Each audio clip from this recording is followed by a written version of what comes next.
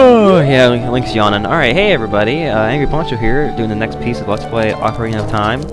This is the classic quest of Jabu-Jabu's belly. Inside his belly, excuse me.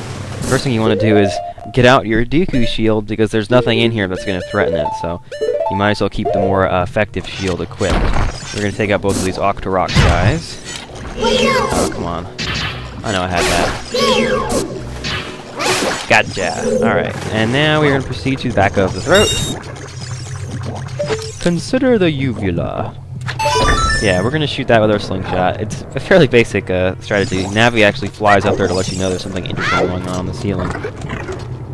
But it's basic, something you can figure out pretty easily. This is I believe it's called a biri. A biri. You don't want to touch those, you'll get electrocuted. They're fairly nasty. We can't really do anything to hurt them at this point. Slingshots won't affect it, and your sword will just get you electrocuted, so don't bother them for now. Go ahead and go right across and head into here. There it is! Or, she is. It is. I don't know, it's a Zora. Do we say she or it? I guess we say she. It's Princess Zora. You! Who are you? I am Ruto, Princess of the Zoras! Yeah, I don't know if I'm gonna keep doing that or not. Anyway, she's telling us that, you know, she doesn't want our help, you know, she doesn't need us. She claims that she didn't actually put out the letter in the bottle, even though she obviously did. What I want to know is how that letter got all the way to Lake Hylia. Because, I mean, I guess, like, this is supposed to be, like, the Zora's fountain or whatever is supposed to be, like, the spring where, like, all the water in the Hyrule, like, flows from, but I don't know. I'm not sure if I believe that or not, because it seems like there's some places where there's water that it couldn't possibly be connected to this area. Anyway, yeah, she's trying to tell us that she's cool and that she can handle it herself, but she tells us that Lord Jabu-Jabu, which is how it would be pronounced if you're Hispanic, is having a little bit of an upset stomach in recent times, and she tells us to go away. Anyway, we're going to talk to her again because we wanted to get her to sit her ass down so that we can carry her around, because she's an important part of this dungeon. We're actually going to use her as an item, practically. Like, we can't equip her or anything like that. All we can do is carry her around, and there's nothing I can do to fight him. I'm going to try to avoid getting electrocuted. Very nice. Alright. As you can see, she actually kills enemies. Now, I believe we want to go... Do we want to go in here? We might. Let's see. Yeah, I think this is actually where we want to go. So we're going to head right down to this tunnel. Avoid the bubbles, because they will give you damage. And they look harmless enough, but if they hit you, they'll take out a significant portion of a heart. Not sure if it's a half or a quarter. Anyway, throw Ruto up on the next side. Don't push the switch while you're carrying her, or she'll fall into the water and disappear. We don't want that. Oh, I should have shot that before I came up climbing over here. Anyway, I think I can get him off the edge. Let's see. Can I do it? Looks like I can. No, I'm hitting the edge. Sneak one out there. Got it. Alright. And now, is there anything in these? Oh, I remember from my practice file that there's a fairy in at least one of these bottles. So let's see if we can catch it. There we go. The technique there is basically just to run up and use the bottle. Don't run into it though, or you'll pick it up instead of actually, and like it'll steal you instead of you being able to capture it in the bottle. Anyway, now we're gonna climb down and get that token. I don't want to jump, I want to climb. There we go. And we got, that's our first one for Lord Jabu-Jabu, which is actually the first dungeon where we can get all the Skulltulas on our first playthrough, which is nice. This means we're not going to have to come back here during the montage. I may not have mentioned it yet, I don't think I have actually, but this is my second time playing through Lord Jabu-Jabu as on a classic quest, because the first time I played through, for some reason the recording didn't quite stick. I think my computer's processor was distracted with something else going on. Probably like doing a virus scan or something, but anyway, it ended up dropping out like so many frames that the entire video like played in fast forward. Like it was playing at like a normal like frame rate. It just dropped so many frames out of the recording that it looked like it was playing in fast forward. Now this guy here just don't want to avoid. And then go over here, get near him, drop the princess on this platform. Do not throw her into the water. And then we're going to go down here and do a little bit of exploring while we're here. This is our best opportunity to go underneath here. And I believe there's a business scrub back here. Yeah, I don't think he has anything useful, but I just wanted to make sure I show him to you. Let's see if we can get him out. What is he trying to sell? He's selling us Deku nuts. We don't need those, so we're going to turn that down. Anyway, let's go back down. And I did this right. The princess should still be, well, that's not what you're supposed to do. Yeah, you gotta dive underneath here. There's kind of a little bit of a sphincter you have to go through. And we're gonna wait for the princess to come down. It could be a little while. Actually, I think we need to get onto that platform. I'm not sure if we'll be able to climb onto that platform while it's in the water. Hey, ow! Oh, that was a low blow, my friend. I wasn't even looking. Yeah, you better run.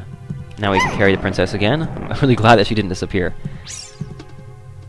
We wait. If she does disappear, she goes back into that bottom room. The room that she fell into when she went through the hole.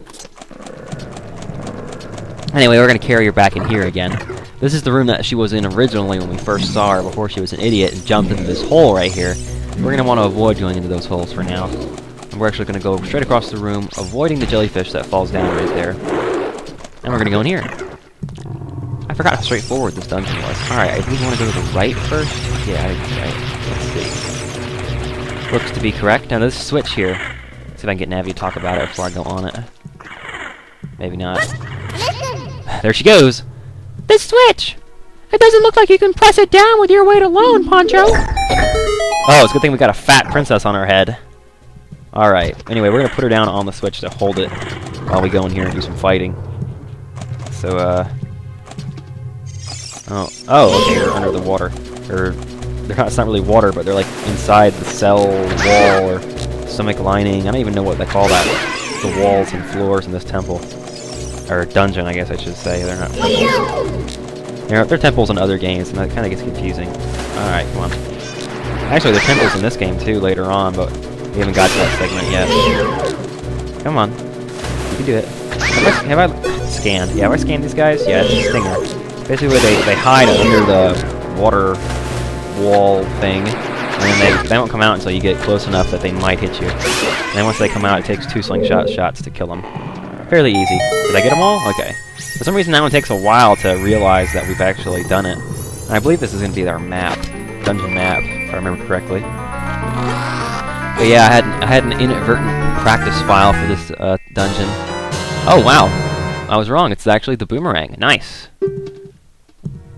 All right, we can attack distant enemies. Actually, it doesn't really. There are some enemies that it kills, but most enemies it just stuns. Now the thing with the boomerang is it's got 2 uses. First is what I just said, you can use it to stun distant enemies. And the second is that you actually can use it to collect items from a distance. Now what that means is, all those Skulltula tokens that were previously unavailable to us because we weren't able to we couldn't reach them, we can now collect them using the boomerang. Which is why, and I don't think I've said this yet, but that's why immediately after this dungeon, we are going to do our Skulltula montage. And just go and get as many as we possibly can at this point in the game. And I may only get the ones in areas that we've already seen in the Let's Play. I'm not going to go to new areas just because there's a Skulltula available there. Although I can tell you right now that there's some areas we haven't even seen yet, where there are quite a few of them waiting to be picked up. Some pretty easy ones too.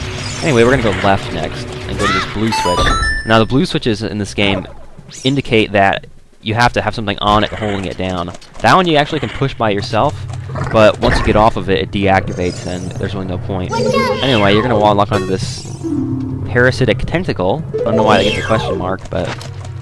And as soon as you walk out, throw your boomerang at it. Immediately when it starts to descend, throw your boomerang again, because if it gets swinging around, it can be a lot harder to hit. But if you get it right when it comes down, you shouldn't have any trouble. It only takes 4 hits to finish it off. Oh, and we actually get a chest for that. Nice. Maybe this is the dungeon map. I think this may be the only dungeon in the game where you get, like, the useful item prior to getting the dungeon map, because usually that's, like, the first thing they hand to you. There we go. Now we got the dungeon map. It's not like we're really going to need it. This is a fairly straightforward dungeon. And I think the princess disappeared. No. Oh, she's still right there. Oh, well, we don't need her. Alright, you see, killing the tentacle there. Actually, I think Navi's going to tell us. Yeah.